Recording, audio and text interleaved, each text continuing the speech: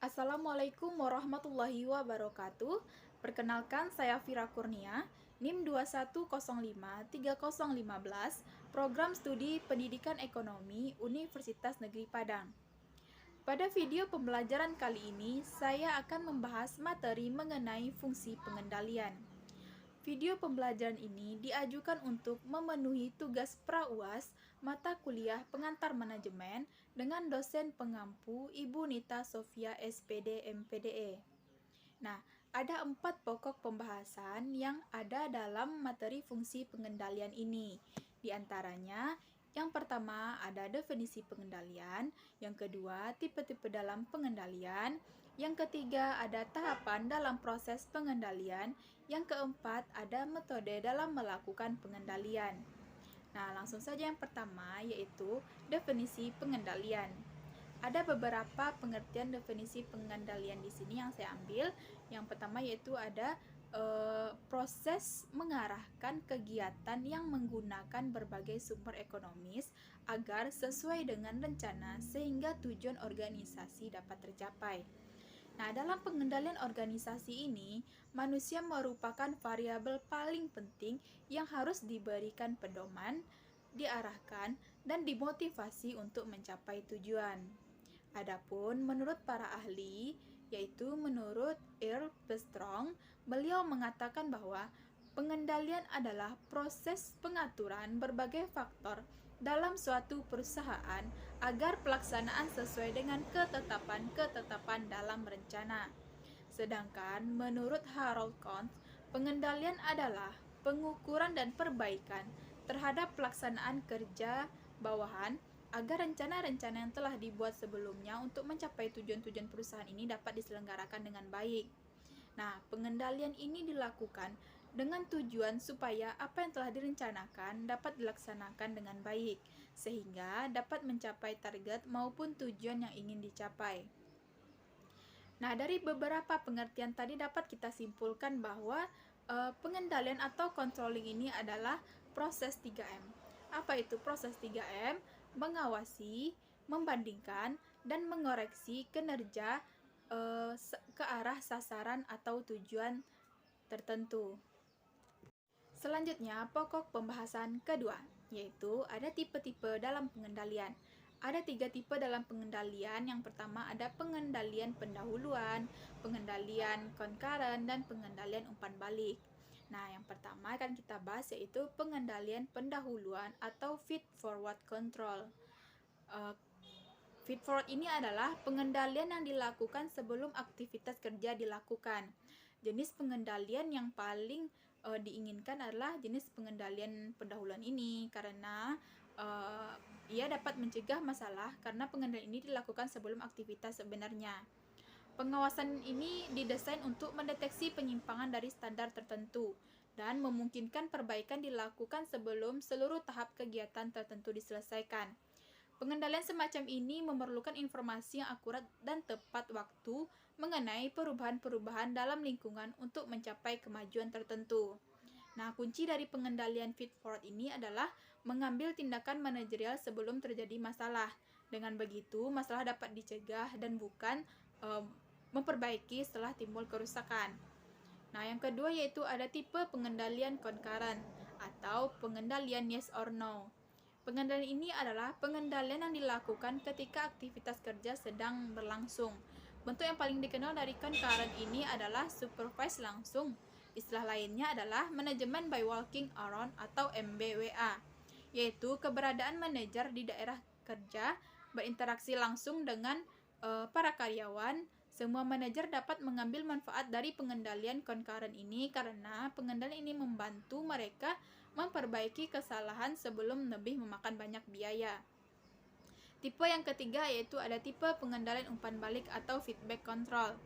Pengendalian feedback ini adalah pengendalian yang dilakukan setelah aktivitas kerja dilakukan. Pengendalian feedback ini memiliki 2 keunggulan. Yang pertama ada feedback memberikan informasi yang berarti bagi manajer mengenai keefektifan usaha perencanaan yang mereka lakukan. Keunggulan yang kedua yaitu dapat meningkatkan motivasi.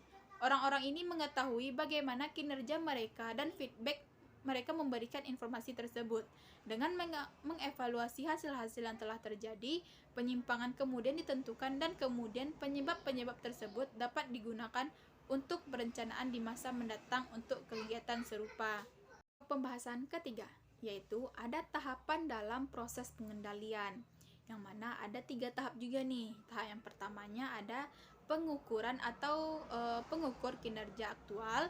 Tahap yang kedua, perbandingan atau membandingkan kinerja aktual dengan standar. Tahap yang ketiga ada mengambil tindakan manajerial.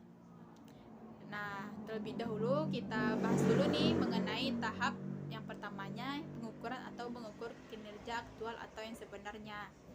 Nah, di sini bagaimana dan apa yang kita ukur. Nah, yang pertama itu bagaimana kita bisa mengukur kinerja. Mengukur kinerja sebuah perusahaan atau organisasi itu tidak hanya dari satu sudut pandang yang bukan hanya dilihat dari seberapa banyak produk yang terjual dan seberapa laba yang ditetapkan. Ada sumber informasi yang dapat kita ukur dalam pengendalian. Yang pertama yaitu ada observasi pribadi, laporan statistik, laporan lisan, dan laporan tertulis. Ada juga kriteria kontrolnya, karyawan, yaitu termasuk ke dalam kepuasan karyawan, omsetnya, dan ketidakhadiran karyawan ini. Ada pula anggarannya, anggaran biaya, keluaran, dan penjualan. Selanjutnya tahap kedua, perbandingan atau membandingkan kinerja aktual dengan standar. Langkah perbandingan ini menentukan variasi antara kinerja aktual dan standar. Meski variasi kinerja sudah dapat diduga dalam semua aktivitas, perlu ditentukan batasan variasinya yang dapat diterima. Nah, batasan variasi adalah parameter variasi yang dapat diterima antara kinerja aktual dengan standarnya. Tahap yang ketiga ada mengambil tindakan manajerial atau mengambil tindakan untuk memperbaiki penyimpangan atau standar yang tidak memadai. Manajer dapat memilih dari 3 kemungkinan tindakan tersebut, yaitu tidak melakukan apa-apa, memperbaiki kinerja aktual, atau merevisi standar. Nah, adapun mengoreksi kinerja aktualnya, satu kepuasan yang harus diambil oleh manajer adalah dengan mengambil tindakan perbaikan sesegera mungkin, yaitu tindakan koreksi terhadap masalah saat itu juga agar kinerja kembali pada jalurnya masing-masing. Nah, atau dengan tindakan perbaikan dasar, yaitu tindakan mengoreksi yang melihat bagaimana dan mengapa kinerja menyimpang sebelum mengoreksi sumber penyimpangan. Nah, berikut ini ada skema proses pengendalian. Ada tahap 1, tahap 2, dan tahap 3 yang sudah dijelaskan sebelumnya. Nah, tahap-tahap ini harus dilakukan secara berurutan agar tujuan suatu perusahaan dapat tercapai dengan baik.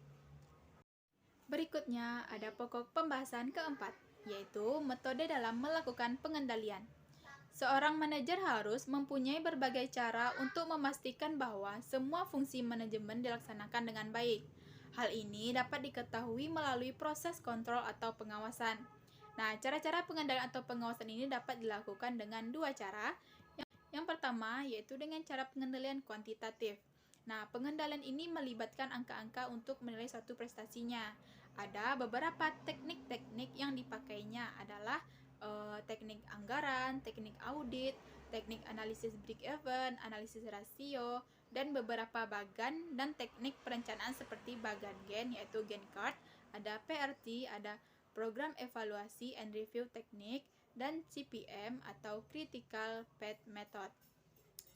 Yang kedua yaitu ada cara pengendalian non-kuantitatif. Nah, pengendalian ini tidak melibatkan angka-angka dan digunakan untuk mengawasi prestasi organisasi secara keseluruhan. Adapun teknik-teknik yang sering digunakannya yaitu ada pengamatan atau pengendalian dalam pengendalian dengan observasi, ada inspeksi teratur dan langsung, ada laporan lisan dan tertulis, dan evaluasi pelaksanaan serta diskusi antara manajer dengan bawahan tentang pelaksanaan suatu kegiatan, dan manajemen by exception atau MBE dengan memperhatikan perbedaan yang signifikan antara rencana dan realisasi. Keseluruhannya dapat saya simpulkan bahwa pengendalian ini dirasa sangat dibutuhkan dalam suatu organisasi. Karena jika tidak ada pengendalian dalam suatu organisasi, akan menimbulkan banyaknya kesalahan-kesalahan yang terjadi, baik itu berasal dari bawahan maupun lingkungannya. Pengendalian menjadi sangat dibutuhkan karena dapat membangun suatu komunikasi yang baik antara pemimpin organisasi dengan anggota organisasinya, serta pengendalian dapat memicu terjadinya tindakan pengoreksian yang tepat dalam merumuskan satu masalah. Sekian video pembelajaran kali ini mengenai fungsi pengendalian. Kurang dan lebihnya saya mohon maaf. Terima kasih sudah menonton video ini. Wassalamualaikum warahmatullahi wabarakatuh.